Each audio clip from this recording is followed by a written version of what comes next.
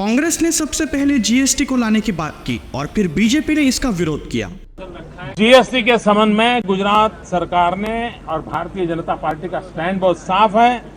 GST के संबंध में हमने कहा है कि आपकी जीएसटी का सपना तब तक पूरा नहीं होता, तब तक साकार नहीं हो सकता, जब तक कि आप पूरे देश में टैक्स पेयर के साथ आईटी इंफ्रास्ट्रक्चर का नेटवर्क नहीं बनाते। इम्पॉसिबल है। आखिरकार जब बीजेपी की सरकार आई तब बीजेपी ने ही इसे इम्प्लीमेंट किया, लेकिन ऐसा क्यों? It is my privilege to inform the August House that the GST Council has finalized its recommendation on almost all issues based on consensus and after a spirited debate and discussion. The preparedness of the IT system of the GST is also on schedule. The extensive reach-out effort to the trade and industry will start on the 1st of April 2017 to make them aware of the new taxation system. और अब जो नए reforms आए हैं उसमें क्या खास बदलाव आए हैं? These reforms have been carried out with a focus on the common man. Every tax levied on common man's daily use items have gone through a rigorous looking into, and in most cases the rates have come down drastically.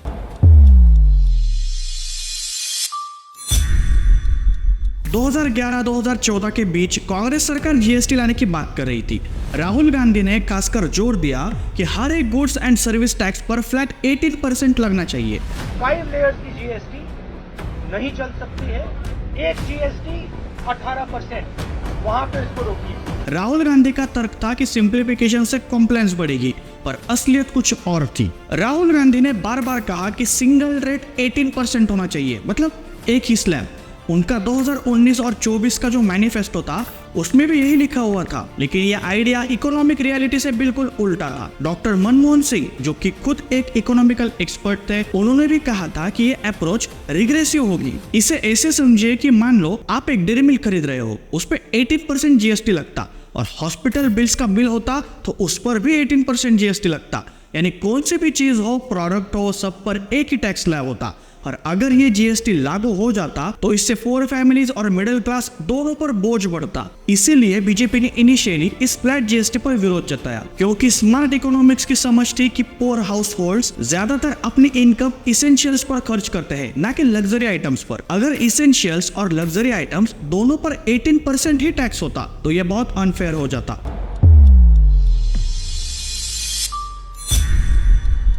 Rahul Gandhi की GST मांग से ज्यादा नुकसान होता, इसीलिए doctor Manmohan Singh के प्रधानमंत्री रहते जीएसटी लागू ही नहीं हुआ। वही पारंपरिक टैक्स कंटिन्यू चल रहे थे, जो भी अच्छे नहीं थे, क्योंकि अलग अलग प्रकार के टैक्स देने पड़ते थे।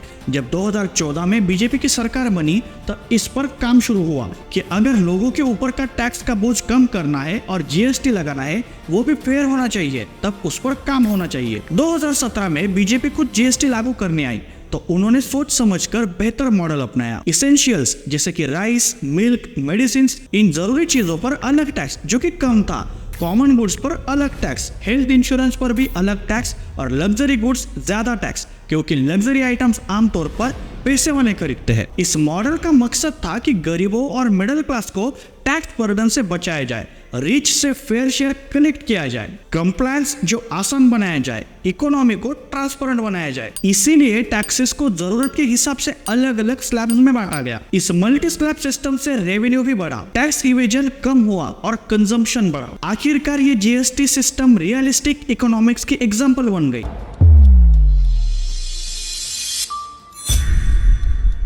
अब बात करते हैं नए जीएसटी रिफॉर्म्स की, जो 22 सितंबर से लागू हो रहा है। अब सरकार ने 4 टियर जीएसटी स्लैब्स को खत्म करके सिर्फ 2 स्लैब्स रखे हैं, जो हिस्टोरिक डिसीजन है। We've reduced the slabs. There shall be only 2 slabs. All this will be effective 22nd September 2025, which is the first day of Navratri. अब पिछले जीएसटी मॉडल्स के कंपैरिजन में ये नया जीएसटी मॉडल गरीब लोगों के लिए और मिडिल क्लास फैमिलीज के लिए बहुत फायदेमंद साबित हो रहा है। अब स्टैंडर्ड रेट के हिसाब से 18% जीएसटी स्लैब होगा और मेरिट रेट के हिसाब से 5% स्लैब। इसके अलावा 0% टैक्स होगा हेल्थ केयर सेक्टर और एजुकेशनल सेक्टर में, और 40% टैक्स होगा सिर्फ लग्जरी और सिन गुड्स पर। लेकिन ये 0% और 40% जनरली स्लैब में काउंट नहीं होंगे। सबसे बड़ा डिसीजन हेल्थ इंश्योरेंस और लाइफ इंश्योरेंस पर अब 0 जीएसटी होगा। Stents, diagnostic kits, essential medical equipments पर 5% जीएसटी होगी। ये बदलाव प्रैक्टिकल और प्रैग्मेटिक अप्रोच का रिजल्ट है जो देश की आर्थिक जरूरतों को ध्यान में रखकर डिजाइन किए गए हैं। आज जब देश एक स्ट्रॉन्ग इकोनॉमिक ग्रोथ की दिशा में बढ़ रहा है तो हमें समझना चाहिए कि इस मॉडल की असली ताकत क्या है। जो लोग कह रहे हैं कि जीएसटी रिफॉर्म्स राहुल गांधी का आइडिया था, तो याद रखिए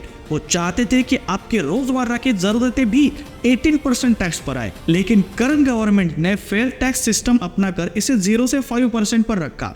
इसीलिए खुद डॉक्टर मनमोहन सिंह जी उस वक्त राहुल गांधी के जीएसटी मॉडल को क्रिटिसाइज कर रहे थे। यही प्रैक्टिकल गवर्नेंस का एग्जाम्पल है। अगर आपको ये वीडियो इंफॉर्मेटिव और आई ओपनिंग लगा हो तो लाइक कीजिए, शेयर भी कीजिए। आप चैनल पर पहली बार आए हैं तो चैनल को सब्सक्राइब जरूर कीजिए। मैं शशांक मिलता हूँ आपको अगली वीडियो में। जय हिंद।